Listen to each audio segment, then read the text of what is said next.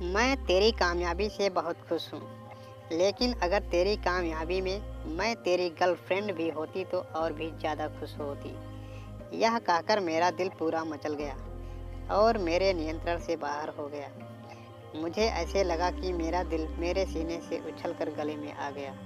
अनुराग समझ गया आपका मतलब क्या है।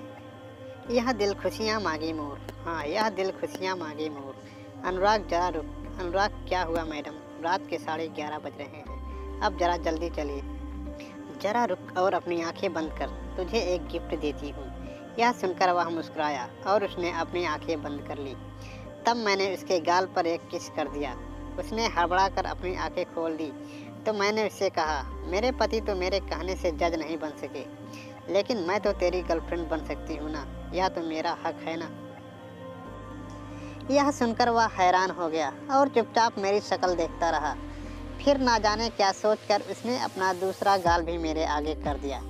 मैंने उसके दूसरे गाल पर भी किस कर दिया तो उसने अपने होठ भी मेरे आगे कर दिए। उसके होठों पर एक भी चुंबन करके मैं उससे हंसकर बोली, बता तुझे और क्या चाहिए। अनुराग, मेरी ख्वाहिशें बढ़ती ही जाती हैं मैडम।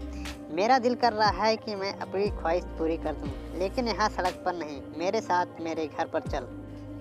अनुराग कुछ नहीं बोला, चुपचाप मेरे साथ मेरे घर पर आ गया। उसका हाथ पकड़कर मैं उसे सीधे ऊपर गेस्ट रूम में ले गई और उससे बोली, बता तेरी अगली ख्वाहिश क्या है। अनुराग, बताया तो था, 2 बार बता चुका हूँ। अगर मैं तेरी गर्लफ्रेंड होती तो तुम मुझसे क्या गिफ्ट मांगता। अनुराग, मेरी ख्वाहिश बढ़ती जाती और मैं आपसे कहता कि मेरी गोद में बैठकर मुझे अपने होठों से मधुपान करा दो। यह सुनकर मैं खिलखिलाकर हंसी और बेड पर उसके सामने बैठकर कुछ शर्माते हुए बोली, और अगर मैं तेरी गर्लफ्रेंड होती तो यही उम्मीद करती कि तू खुद मुझे अपनी गोदी में बैठाए। अनुराग मुझे देखकर हैरान हुआ जा रहा था, जबकि मैं इंतजार कर रही थी कि वो खिसक कर मुझ तक आए और कुछ प्रतिक्रिया दे।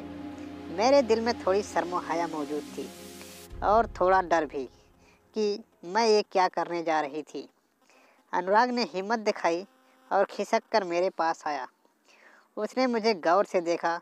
उसने हिम्मत करके मैं अपनी उंगलियों से मेरे होठों को छुआ और आगे की ओर झुककर वो अपना चेहरा मेरी तरफ लाया और उसने मेरे होठों पर एक चुंबन किया। मुझ में जैसे एक झुरझुरी सी दौड़ गई। उसने यह करने में बहुत संकोच हो रहा था, शायद इसलिए मेरे होठों को बार बार आहिस्ता से चूम रहा था, किंतु यह करने के लिए उसे आगे मेरी तरफ झुकना पड़ा था। उस पोजीशन में हम दोनों सहज अवस्था में नहीं थे। दोस्तों, इस तरह का रोमांटिक वीडियो देखने के लिए चैनल को सब्सक्राइब करें और अगला भाग देखने के लिए ज़रूर आएँ।